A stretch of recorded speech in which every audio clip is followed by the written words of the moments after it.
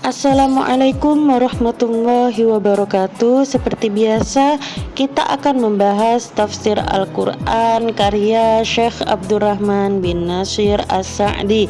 Kali ini kita akan membahas jilid 1.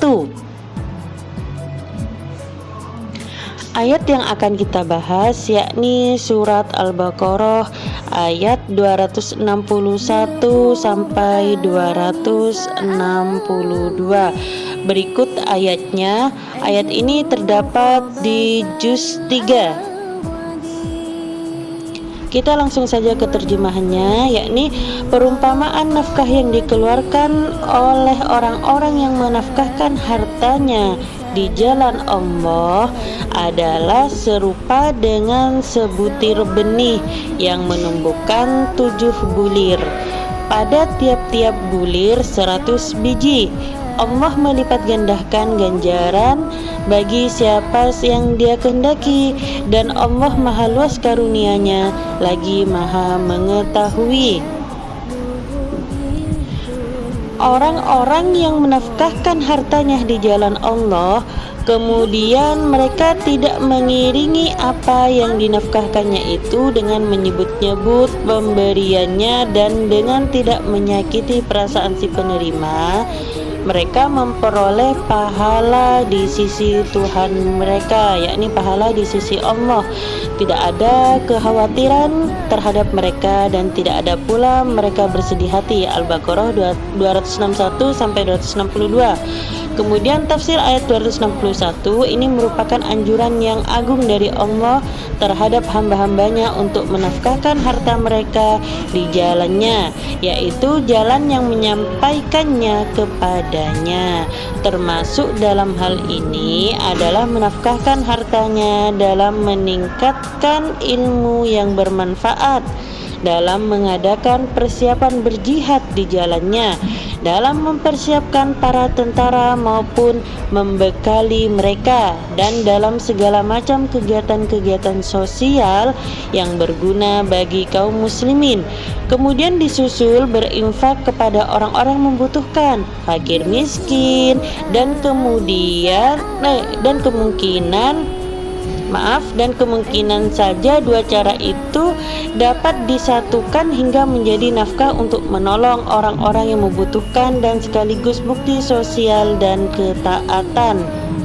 Nafkah-nafkah seperti ini akan dilipat gandakan. Kelipatan ini dengan 700 kali lipat hingga berlipat ganda banyaknya lagi dari itu. Karena itu Allah berfirman, Allahu yudha'ifu liman yasha. Allah melipat gandakan ganjaran bagi siapa yang Dia kehendaki. Itu tentunya sesuai dengan apa yang ada di dalam hati orang berinfak tersebut dari keimanan dan keikhlasan yang tulus, dan juga sesuai dengan kebaikan dan manfaat yang dihasilkan dari infaknya tersebut. Karena beberapa jalan kebajikan dengan berinfak padanya akan kita lanjutkan dulu, akan mengakibatkan manfaat-manfaat yang terus-menerus dan kemaslahatan yang bermacam-macam, maka balasan itu tentunya sesuai dengan jenis perbuatannya. Kemudian kita lanjut ke ayat 262. Kemudian Allah juga menyebutkan ada pahala lain bagi orang-orang yang menafkahkan harta mereka di jalannya dengan infak yang dikeluarkan dengan syarat-syarat yang cukup dan terbebas dari segala penghalang-penghalangnya.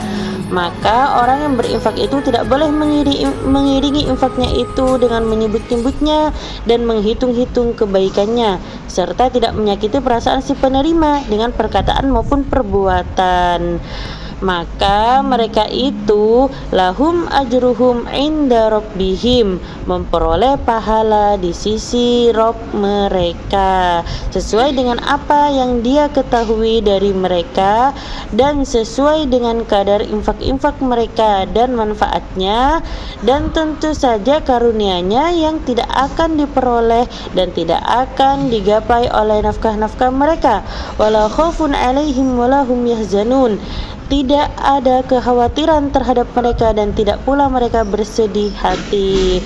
Jadi Allah menjauhkan dari mereka perkara yang dibenci yang telah berlalu dengan menghilangkan dari mereka kesedihan, dan yang akan datang dengan menghilangkan kekhawatiran dari mereka hingga mereka memperoleh apa yang dicintainya dan dijauhkan dari perkara yang dibenci. Mungkin itu saja yang dapat kita bahas pada tafsir kali ini. Terima kasih.